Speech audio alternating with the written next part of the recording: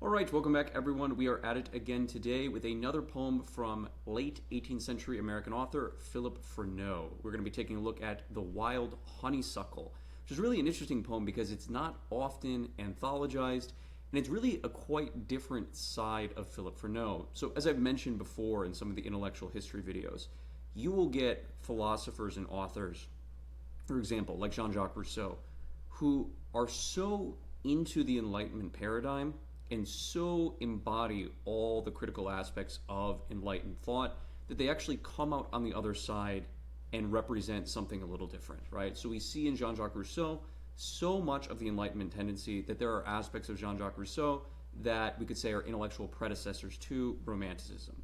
Well, something very similar is in the case of Philip Freneau, is that Philip Freneau, being a Jeffersonian Democrat, being a big defender of, you could say, the internationalist Jeffersonian principles, is so much a man of the Enlightenment that there are aspects of him which strike me very much like certain aspects of Jean-Jacques Rousseau in that they are very romantic, they are very in line with the ideas of the noble savage, and with certain, I would say, a certain view of nature that sees it as didactic, as positive, and that sees any sort of human influence on nature as being negative in some way. Now we're going to see the deistic tendencies of Philip Freneau's verse are not totally absent from the Wild Honey Suckle as a poem. But if you've read any, for example, William Cullen Bryant, you've read Thanatopsis, you're going to see a lot of aspects that are very, we could say, that are antecessors in some way to the verse of William Cullen Bryant and to the verse of later Romantic American poets. In fact, many literary critics say this poem actually seems to be as Wordsworth, and I think you'll see that sentiment really does hold when we take a look at this. On top of that, this poem is really interesting because it is one of the first poetic representations that we have of distinctly American nature. Now, it is not the first by any stretch of the imagination, but it is one of the earliest. We're getting a description of this plant right here, commonly called swamp azalea, sometimes known as wild honeysuckle. This is a very important flower in the South. It is the only, as far as I'm aware, southern flower that we call honeysuckle that is white and fragrant, so it is, in fact, the flower that is being talked about in the poem. It's also very interesting because we're going to see this flower come up time and time again as a symbol of the South. In fact, one of the most one of the most interesting places where we see this particular flower is going to be in William Faulkner's The Sound and the Fury. A central aspect of Quentin's sections in The Sound and the Fury is going to be the smell or the odor of honeysuckle. That's going to come up time and time and again in that novel. And that is a classic of Southern literature. And one thing I really want to recuperate in the context of this American Literature Survey course is Southern literature. So we're going to be taking a look at that book in particular later on in the course once we get to modernism, once we get to Faulkner, who's one of my absolute favorite authors. But we're going to see, again, a little bit of an antecessor, a little bit of a predating of this here. 1786 poem written after the, I always want to say Civil War for obvious reasons, but written after the so-called American Revolutionary War. We get Philip Freneau giving a really proto-romantic, you could say, how would you want to say this? Quite frankly, very Wordsworthian reflection on nature. So what we're going to do is we're going to give this a read. I'm going to provide a little bit of analysis. We will do a little bit of comparison to what we see in On Mr. Paine's Rights of Man and On the Religion of Nature, and we'll look at some of the consistencies and we'll look at some of the differences. And so with no further ado, we're going to dive into a read of the poem. So let's begin. Fair flower that dost so comely grow, hid in this silent, dull retreat, untouched thy honeyed blossoms blow, unseen thy little branches greet, no roving foot shall crush thee hair, nor busy hand provoke a tear. By nature's self in white arrayed, she bade thee shun the vulgar eye, and planted here the garden's shade, and sent soft waters murmuring by. Thus quietly the summer goes, thy days declining to repose. Smit with those charms that must decay, I grieve to see your future doom. They died, nor were those flowers more gay, the flowers that did in Eden bloom. Unpitying frosts in autumn's power shall leave no vestige of this flower. From morning suns and evening dews at first thy little being came. If nothing once, you nothing lose, for when you die you are the same. The space between is but an hour, the frail duration of a flower. So very good. We can see here, if we go back, we've got a very clear structure, A, B, A, B, C, C, with concluding couplets at the end of each stanza. We're going to have 6 lines per stanza, very regular, 4 stanzas total. Pretty standard poetic fare, metrically very regular. There's not a whole lot, we could say, that's sort of interesting avant-garde going on here poetically. However, in terms of the subject, it is something quite interesting, both in terms of Philip Freneau's larger oeuvre, as well as in terms of what we've seen so far in American verse. And so let's dive in and let's take a look at this. Fair flower that does so comely grow, hid in this silent dull retreat. Okay, so we are in a place where it is extremely quiet, where there is not a lot going on outside of nature. So this is not in any way the southern plantation. This is not in any way manufacturing in the north. It's not a city. It's not a hamlet. It's not a village. This is pure, untamed, wild American nature. And so critics always mention we open this poem from the perspective or from the vantage point of the Native American. Now, very clearly the narrator, if not Freneau himself, is a man like Freneau. We're talking about white, European heritage American who's essentially going for a walk out in nature somewhere far remote from any sort of civilization, from mankind.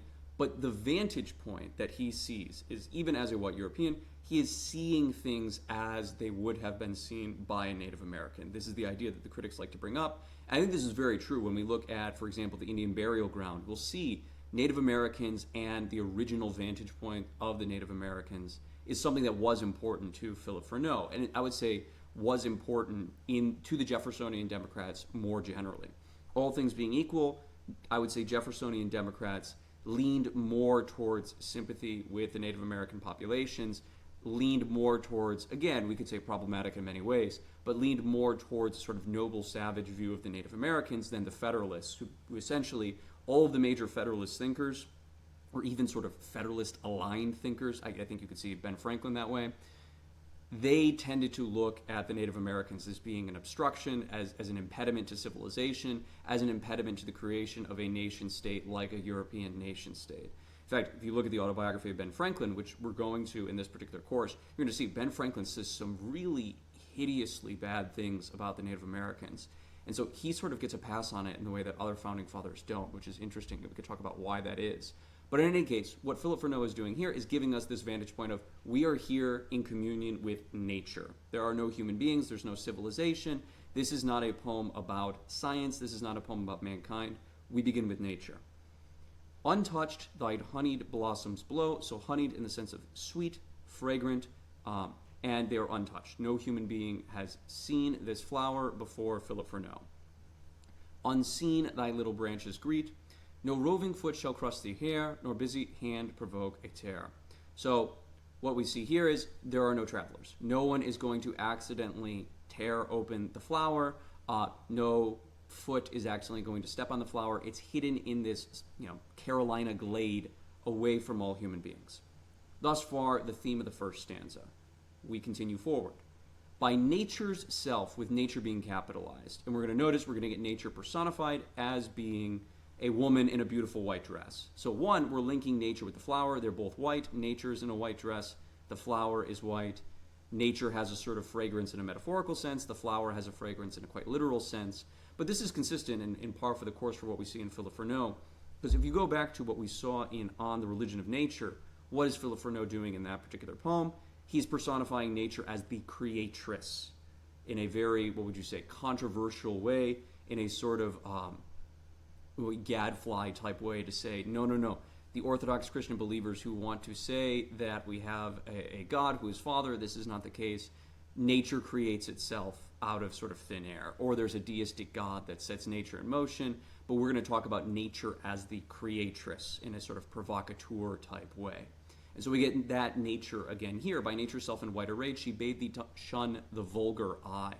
So, meaning, nature, in order to protect thee, put thee, or you, in a remote place so that the vulgar, meaning those who cannot understand the message you are trying to convey, who cannot understand your beauty, they won't see you, they won't step on you by accident. So again, we have nature acting in a way that is very personified, acting in a way that's very motherly. And again, for Philip Freneau, we see many elements of like nature goddess, Gaia type understanding of nature. Still deistic, but emphasizing much more, again, the motherly, maternal aspects of nature that we're going to see taken to another level when we get to transcendentalism, when we get to Ralph Waldo Emerson. Now, continuing forward. What did nature do? She planted here the guardian shade, and sent soft waters murmuring by. Thus quietly thy summer goes, thy days reclining to repose. So the flower is idle. The flower does not have to work the way the human beings have to work. We are constantly in motion. We are constantly doing things. We are constantly busy. Think Ben Franklin. Here we're getting actually a much more romantic, how would you want to say this? A much more romantic praise, a much more romantic glorification of idleness, of not having to work, of being at rest. You could say there's something very Southern about that. Everyone knows life moves slower in the South. The South much less concerned with industry than the North. I think there's an element of truth to that. But what he's getting at here is there's a distinction between the world of the flower, where human beings do not go, and the world of human beings. And in the world of human beings, the implication is there is not repose. But in the world of nature, out where human beings do not go in the wilderness, there is rest, there is repose, there is quiet. The only sound we seem to hear are these soft waters going by, and we get the passage of time. We get the passage of summer, which is the first mention of this particular theme, because what this poem is really about is not so much about the honeysuckle in itself, but what the honeysuckle signifies, which is the passing of time. And yes, if you have read The Sound and the Fury, you will know what haunts Quentin more than absolutely anything else. It's the constant mention of the watch, constant mention of the passing of time. Quentin's neuroticism is intimately tied, well, to many things, but to one of which is the passing of time.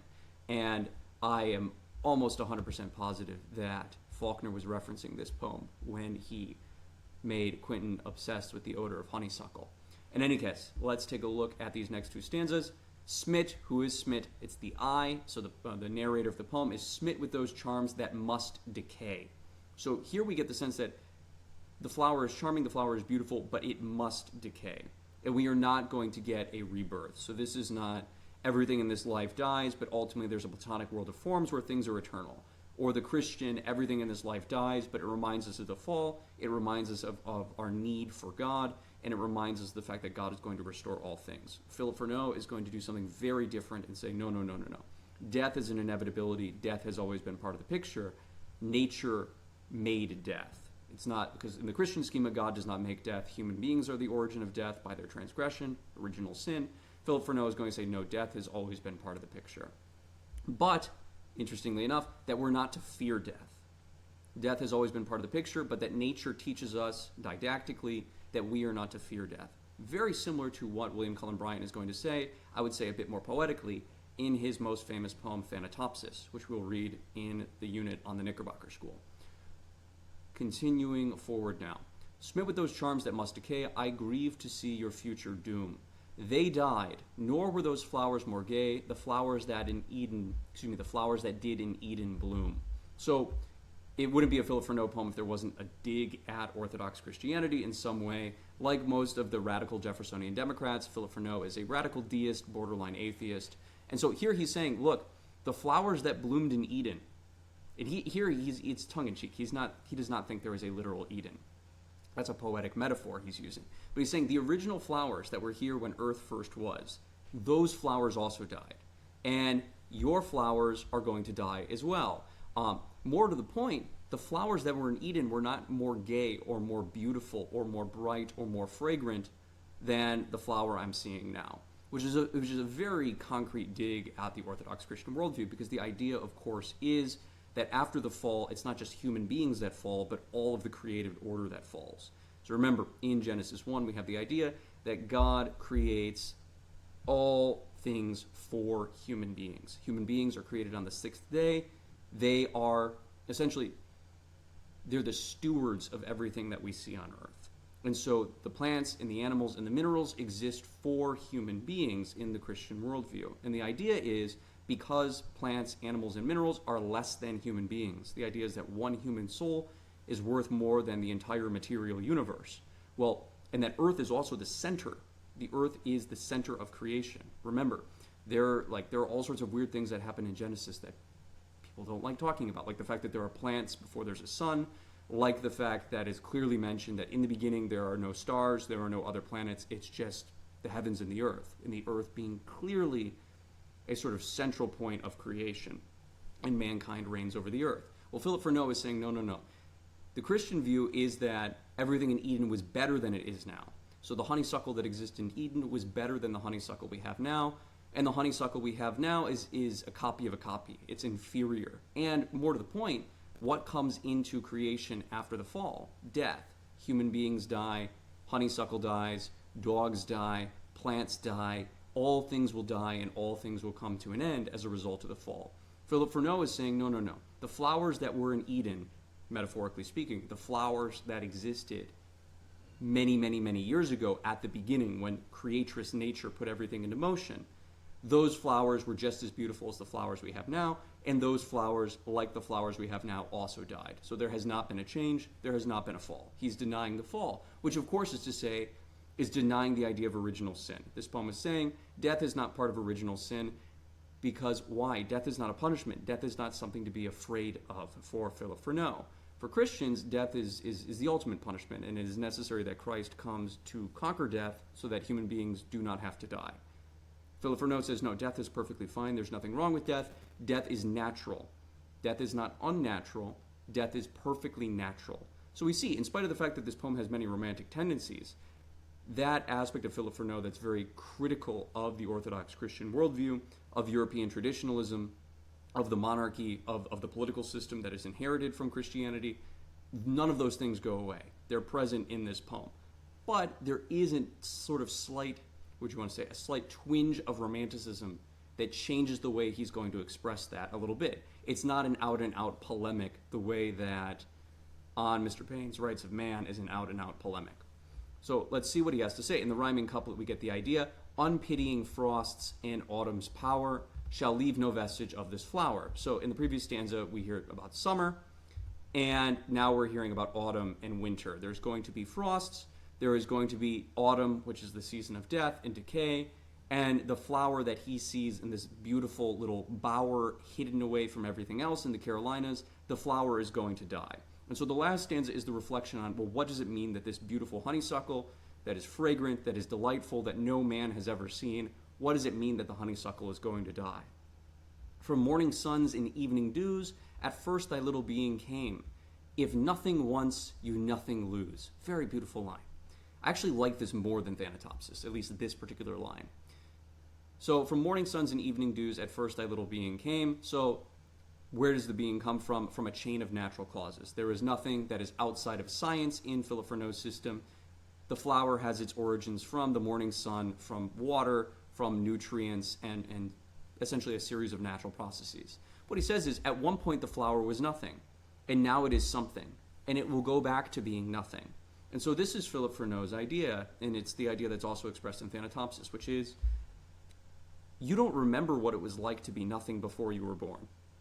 You have no memory of what it was like to not be before you were born. And you don't think like, oh, it was so painful being and non-being. And so for Philip Freneau, it's like, yes, being is a great thing. Like existing is wonderful, it's beautiful, it's nice. But one day you will go back to non-being. But it will just be like not having been born. Just as not having been born wasn't painful, so too death will not be painful, because it'll just be another state of non-existence. And you've already experienced non-existence, experienced in a certain sense. So there's nothing to be afraid of. If you were nothing once, if at one point you were nothing, you lose nothing by becoming nothing again. This is Philip Freneau's idea. It's really quite a beautiful way of putting that, a really interesting reflection. For when you die, you are the same. You are nothing. The space between, meaning the space between before you were born and after you die, the space of existence, the brief transit where the dreams cross, as T.S. Eliot will say in Ash Wednesday, the space between is but an hour. Our whole life on earth is just an hour. Existence is the anomaly. Non-existence is the norm. Existence is the anomaly. Non-existence is the norm. The space between is but an hour, the frail duration of a flower. So this is like the flower, we too, all things that are in existence are fragile, are beautiful, are subject to decay, and we too are going to die. But what Philip Freneau is saying is that's a beautiful thing. That's just part of nature. That's just part of the ephemerality of life, and it's not something to be feared. It's not something that we need a savior to save us from. It's not something that should make us reflect on the fall It's not something that should make us reflect on our sins. It's rather just the way things are. And through the study of nature, we can come to a better understanding of the way things are. And really, it's quite an interesting little poem. I think you see here, what Philip Freneau is doing is essentially taking these romantic elements, his interest in American nature, his interest in the Carolinas, because remember, we're getting a distinctly American flower that provokes this meditation, which is really quite interesting in the context of what we're going to see early American nationalism in the Knickerbocker School. But he uses that reflection to tie it in some way to the Enlightenment project of deism and criticism of Christianity. But he does so in such a way that it's really quite a unique blend of Romanticism and Enlightenment thought. And as I mentioned, some thinkers get so deep into a particular movement that they sort of come out the other side. Cotton Mather is so much a Puritan that there are many aspects of Cotton Mather that are enlightened. I would say something very similar of Philip Freneau. Philip Freneau is such an enlightened thinker that certain aspects of his thought come out and become romantic. I hope you enjoyed taking a look at the poem. I find it quite a delightful little poem. It is not the most poetically brilliant poem we're going to look at in the context of this course, but it really is quite delightful. And if you find yourself in the Carolinas, you should go try to find one of these flowers. They really look quite beautiful, and I wish I could set my eyes on one myself. Good. I hope you enjoyed this lecture. I hope you found it interesting. Like, subscribe. Make sure to leave a comment if you have any questions or just want to thank me for the video or anything else. I always love reading comments. It's a great joy for me to read the comments. And check out the description. I've got a program called the College Degree Accelerator designed to help you graduate college sooner, whether you're a freshman in college, sophomore in college, or you're in high school. I can help you graduate in as soon as 2 years, which is something I did myself. Many of you know I graduated when I was 19. So if you're interested in that, give a look in the description. It's really quite an interesting program. And take care. I will see you all in the next lecture, guys. See ya.